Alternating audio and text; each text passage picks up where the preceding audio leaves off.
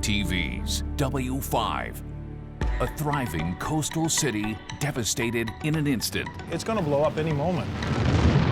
Thousands dead and countless wounded. There was a lot of children who died. And one survivor's account a century later. All I remember was a bang. Todd Battis with Canada's worst disaster. Those who did survive relocated to other parts of Nova Scotia. The unthinkable devastation. And just blows in the city. Stories of survival. She had been pushed under the ash pan for the coal. And the lasting memories of destruction. You have debris everywhere, shattered houses. And he's touched generations with his ballads. He sings totally from the heart. A rare talent that has lasted for decades. The quintessential Canadian songwriter. Lloyd Robertson with an exclusive interview. What is it that keeps you going? I have that idea of moving forward. Up close and personal with an iconic singer-songwriter. Gordon Lightfoot's songs have come to reflect who we are. Creating enduring classics. To me, it's one of the great songs ever written. Crafting ballads in bad times. If I didn't stop drinking, I was going to do myself in. And an inspiration for others. I just love his music. Here is Kevin Newman. Hello, and thanks for joining us. After 100 years, it remains the biggest disaster in Canadian history. The Halifax Explosion killed almost 2,000 people, many of them instantly. Another 9,000 were burned and injured. And as we mark a century since the disaster this week, we're still learning new things about it. As CTV's Atlantic Bureau Chief Todd Battis reveals, science is providing new insight into that fateful day and flash in time.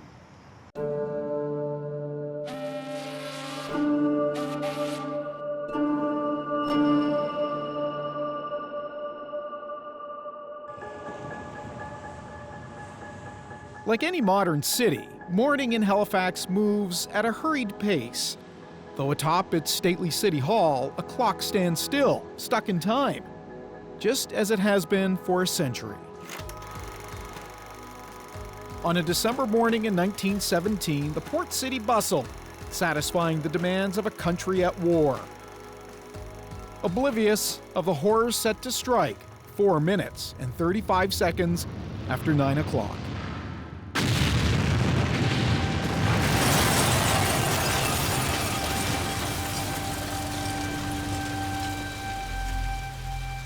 A blast unlike anything ever seen. A blast unrivaled until the atomic bomb drops on Japan decades later. 100 kilometers away in Truro, Nova Scotia, the ground shook, windows shattered. On Prince Edward Island, a boom was heard as clear as day. And in Halifax, nearly 2,000 people dead, 9,000 injured, 25,000, almost half its population, homeless. All I remember was a bang. Now 106 years old, Hazel Forrest's speech is weaker, but her memory of the event is strong. All I said was, a boat blew up. And it said, we're all going to be blown up, but we never were. The single greatest catastrophe in Canadian history would give rise to national institutions and revolutionize the way people live. It's a wartime city, but people who aren't expecting the war to actually visit them directly. As a tour guide, Blair Beat has probably informed as many people about the events of that day as any textbook. On this morning, we steam toward Halifax, past the concrete and glass of downtown, under what locals called the Old Bridge, to the Narrows, the tightest point of the Long Harbor.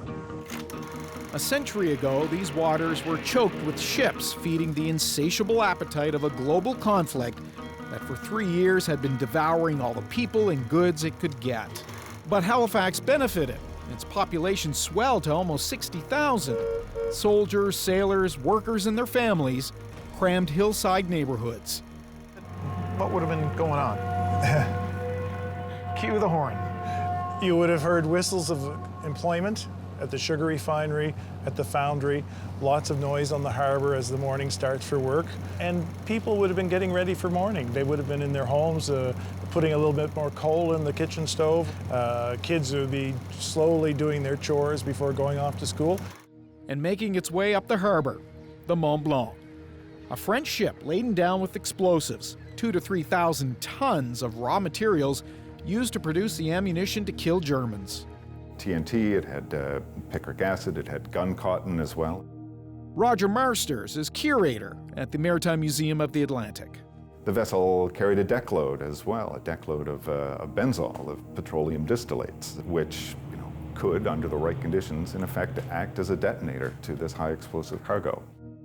The crew had been ordered to stop smoking before leaving New York for Halifax, then Europe. A big ask in those days. Still, every precaution had to be taken, except one. Normally, a red flag would fly, alerting other ships of the potential hazard. Of course, if you did that during wartime, you were basically advertising a ripe target for U-boats.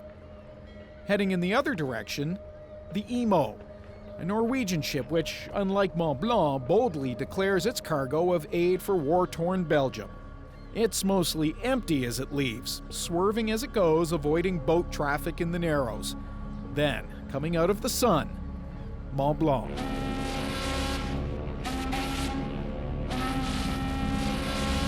The captain of the Emo was planning on going to his side, and the captain of the Mont Blanc pulls across the bow, and the captain of the Emo then decides to reverse engines, but it's too late, and the ship impacts into the side of the Mont Blanc.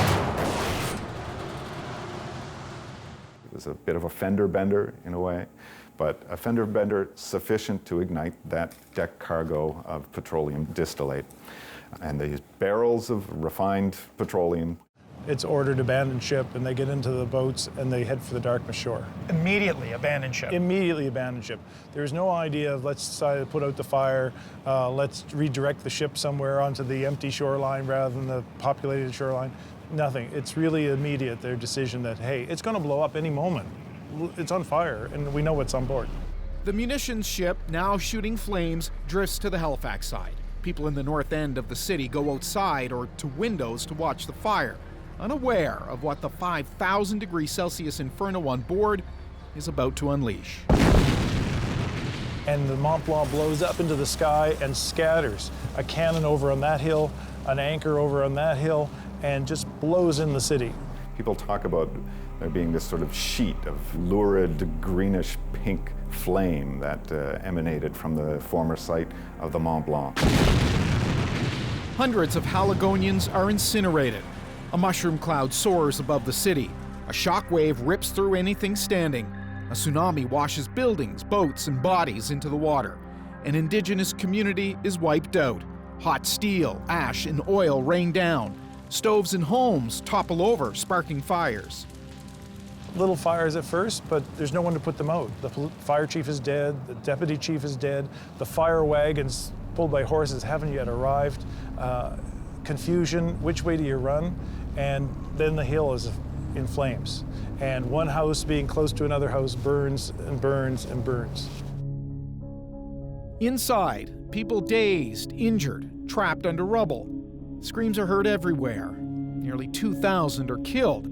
Casualties of war an ocean away from the front lines. If you look at photographs in the immediate aftermath of the blast, you immediately think of the Western Front. There are occasional bits of structures and bits of trees still standing, but for the most part, it's just shorn flat. With phone and telegraph lines down, panic and confusion set in. People race from other parts of the city, desperate to reach family members, only to find little recognizable.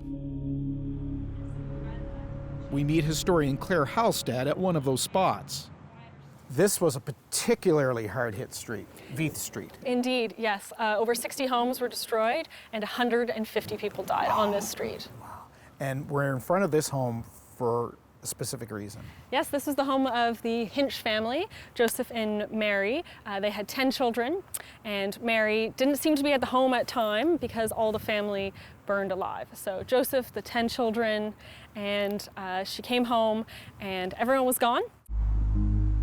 In a cemetery across town stands a headstone. Large, not to convey status, rather to fit the names of Mary's husband and all those children, from 19-year-old Clara to 2-year-old Helen. Proof they once lived.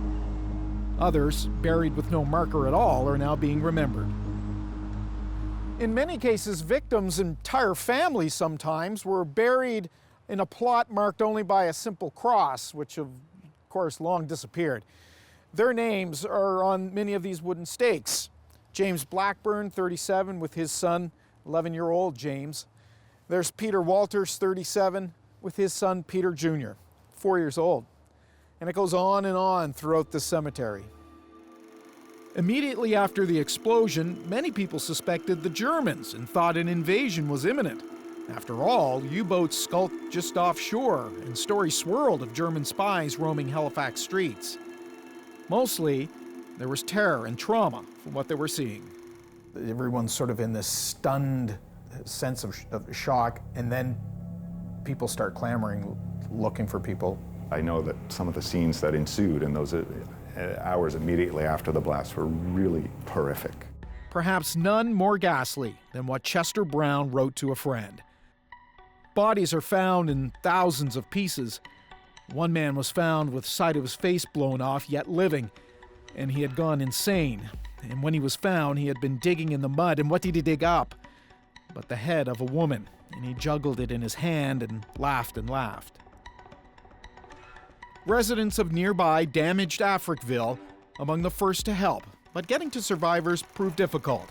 Damaged tracks stopped trains, problems compounded by a snowstorm later in the day. Snow covered the shattered glass roof that collapsed on the city's train station, killing 60 people.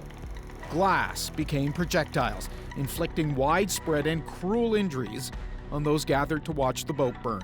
Eric Davidson, a young boy who's looking out the window, and he's instantly blinded in the explosion at age 2.5. His sight is gone forever. 1,000 others were blinded the same way. Over 4 days, one doctor removed the eyes of so many patients, his instruments would no longer cut. And it would be extremely physically fatiguing to do that work. I'm sure there were doctors and surgeons thrown into situations that they could never fathom as they were making the trip in. In that crucial 48 hours after the blast, there was a need to treat thousands of traumatic injuries. It was largely people from the region who did that messy and quite horrifying work of putting people back together. Being a war-ready city, Halifax was fortunate to have soldiers and medical workers who could be marshaled in a moment. Still, doctors, nurses, anyone with even the slightest amount of medical training poured in. They came from the Maritimes, then Central Canada, and famously and significantly from Boston. The response would forge the modern-day incarnations of the CNIB, Canadian Red Cross and Salvation Army. Surgical suites competed with morgues for space. In the days after the Halifax explosion, the divide between survival and death was often nothing more than a wall. The incredible destruction. It really is a war scene that they're facing. And the horrific aftermath that shocked rescuers. This poor soldier thinks he's finding one of his children. When W5 continues. To something of this magnitude, I don't think we could comprehend that. It's hard to think. Writer, historian Blair Bead. You have debris everywhere, shattered houses, and people. You have those school children who are now not near their family home because they've run down, and this is a war scene. It really is a war scene that they're facing. Nearly 2,000 people are killed, 9,000 injured, 25,000 are homeless as the blast and subsequent fires destroy the city's north end. Reminders of the explosion are everywhere. A cannon from Mont Blanc sits where it landed, kilometers from the harbor. From the charred remains would come Canada's first planned neighborhood, street after street of row homes, built not of wood like most of the city's dwellings, but of new fireproof hydrostone for traumatized survivors, peace of mind, as well as a place to live. A lot of people in Halifax can trace their families back to these North End row houses, including me. My great-grandparents, grandparents, and mother all lived in a hydrostone. At one point, behind every door was a story associated with the explosion. including this one on Kane Place. This was the home of Ann Welsh, and her tale is one of the most famous of the disaster. After the fires, after the snowstorm, the next day, someone's digging around in the ruins. Over 30 hours have gone by, and this poor soldier thinks he's finding one of his children in the ruins. And he pulls out a young girl, and she had been pushed under the ash pan for the coal ashes to fall out of the stove, and because of that, kept her warm through that winter storm, and she's rescued. She was dubbed Ashpan Annie. Bandaged and bewildered, the 2-year-old sat in hospital as people desperate to find loved ones passed by her bed. And I think I was the only one on that block was ever found. A close family friend, we talked about her recollections at the time of the 80th anniversary of the explosion in 1997. When my auntie and them came through looking around, I just cried for them, and I called for Nana. With her mother and brother dead, and father fighting overseas, she was a miracle of the time. She not only survived, but lived a full, robust life in her Hydrostone home until the age of 95.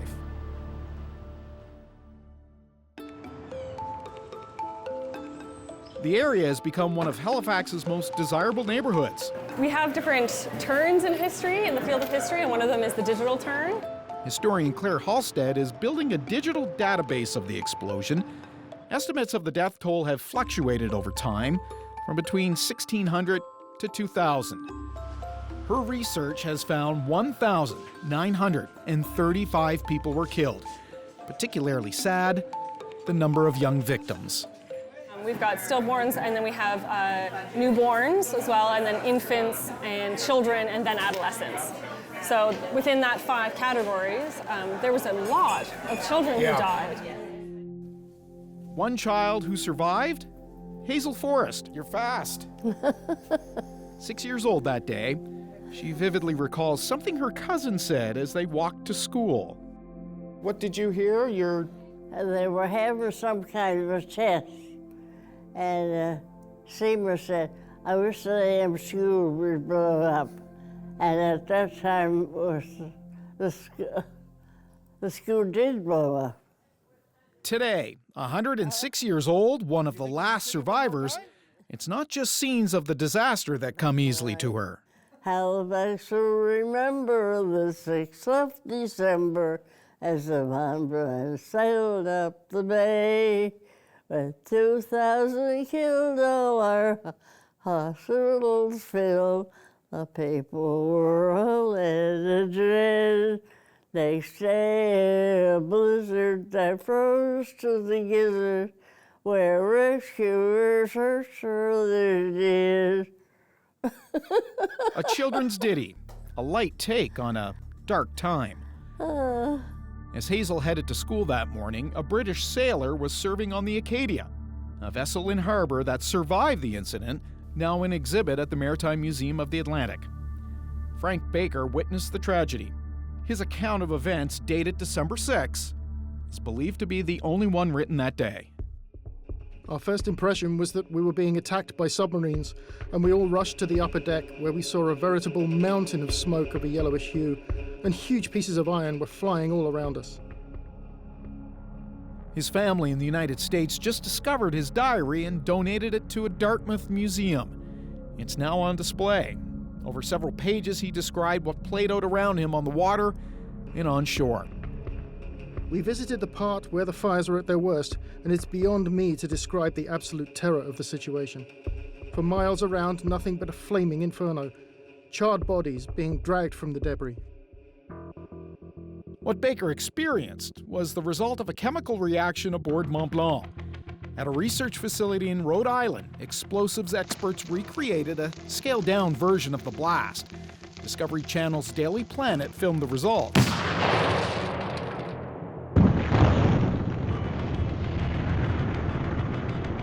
Even on a minuscule scale, the impact startled researcher Gregory Banner. To understand magnifying this by a couple of 100,000 times probably is just almost, you can't hardly fathom what that would have been like to have been involved in it.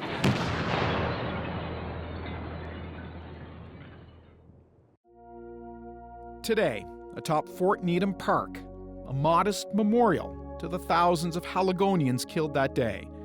A sentinel rising above the neighborhood, overlooking the Narrows, and just beyond, Turtle Grove, once home to a Mi'kmaq community. Unlike the north end of the city, there was no generous aid for this community, no rebuilding of Turtle Grove.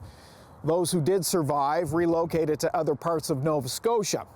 But now, a century on, there are plans for this place, plans to bring people back. When Chief Bob Glode looks out over this area, he sees potential and an Indigenous presence once again. His Millbrook First Nation owns several acres here. He envisions an area alive with homes and shops where descendants of those displaced by the explosion can work, play, and call home.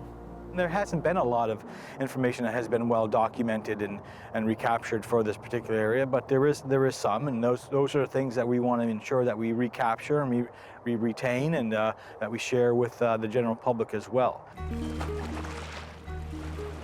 The scars of the disaster left on the lives and landscape of Halifax have largely faded over the past 100 years, giving way to a sense of survival and strength.